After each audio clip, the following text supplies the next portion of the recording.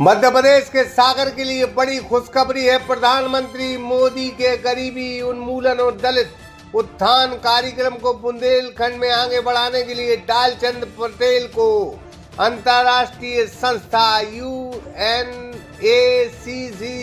ने बड़ा दायित्व सौंपा है। Unity of Nations action for climate change council को यह घोषणा करते हुए खुशी हो रही है। ये संस्था कह रही कि डालचंद पटेल कुशवाहा को मध्य प्रदेश के सागर डिवीजन के लिए मानद अध्यक्ष नियुक्त किया गया है। यह नियुक्ति डालचंद पटेल के सतत विकास और जलवायु कार्रवाई के प्रति समर्पण का प्रमाण पत्र है। यूनाइटेड नेशंस में 192 कंट्रीज को एक टारगेट दिया गया था कि 2030 तक आपको गरीबी दूर करनी है। कोई व्यक्ति भूखा ना सोए पूरी धरती पर, हर देश को जिम्मेदारी दी गई, वो 2030 तक आपको तय करना है। क्वालिटी एजुकेशन, जिस सिलेबस को इंडिया में पढ़ा जा रहा है वही सिलेबस अमेरिका में हो, वही सिलेबस लंदन में हो, वही सिलेबस यूरोप में हो।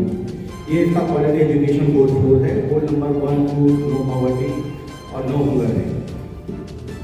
इंडिया ने उसमें साइन किया 192 टीटी के साथ। इंडिया एक बहुत बड़ा टीटी था और मोदी जी की जो सस्टेनेबल लीडरशिप थी उसने इसको साइन किया और इसने बहुत ही ज़्यादा फास्टर तरीके से काम किया। अभी भी बहुत सारे लोगों को ऐसा लगता है कि शायद 80 करोड़ लोगों को जो राशन दिया जा रहा है वो जो योजना है वो भारत की योजना है। भारत की योजना नहीं, यूनाइटेड नेशन की योजना है।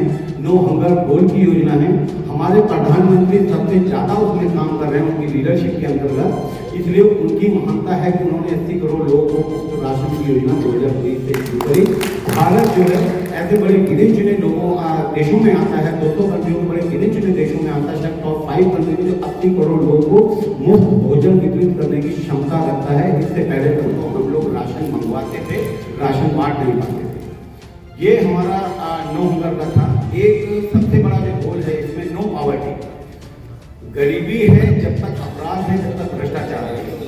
जिस दिन गरीबी नहीं रहेगी उस दिन भ्रष्टाचार, अपराध और जितने भी तरीके की समस्याएं वो अपने आप दूर हो जाती है। तो नो पॉवर्टी इसका पहला गोल है। और गरीबी रेखा से बाहर निकालने में मोदी जी ने 2019 के बाद से जो काम किया है उसका असर ये देखने को मिला कि 22 करोड़ के आसपास लोग गरीबी रेखा से ऊपर आए। उसका कारण भारत सरकार की बहुत सारी योजनाएं भी हैं, लाडली बहन योजना और बहुत सारी योजनाएं चली जो गरीबों के डायरेक्ट बैंकों में अकाउंट में जारी है और उन लोगों को उसका बेनिफिट मिल रहा है।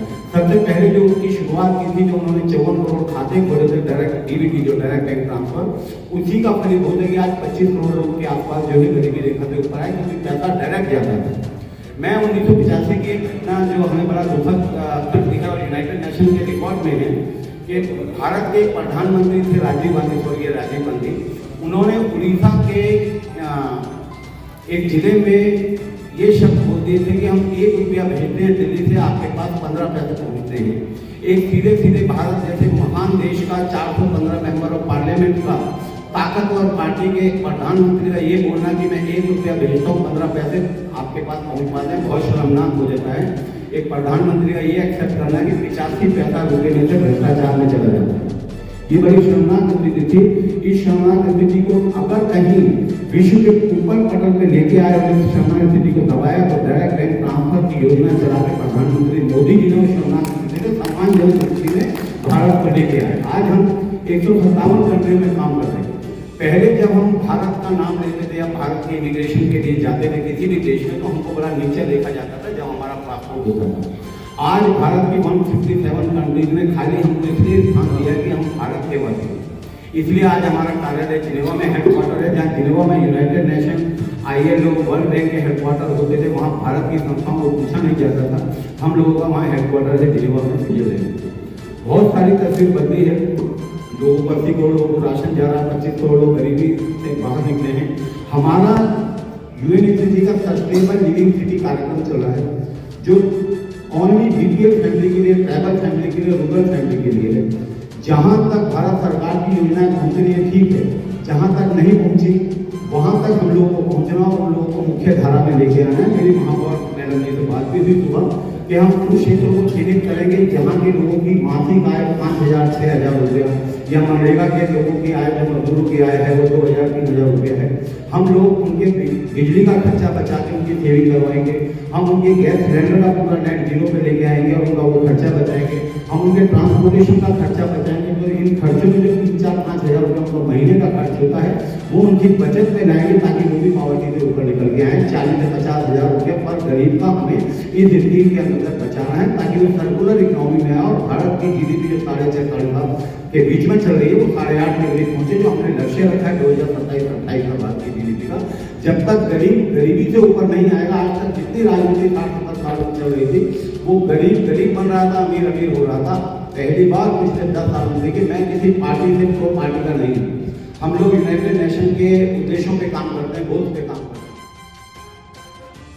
मानद अध्यक्ष के तौर पर डालचंद पटेल मध्य प्रदेश में UNACC की पहली रणनीति के नेतृत्व और दिशा प्रदान को आयाम देंगे और सतत विकास और जलवायु कार्रवाई को बढ़ावा देने के लिए सरकारी एजेंसियां, व्यवसाय और नागरिक समाज संगठनों के लिए साझेदारी को बढ़ावा देंगे।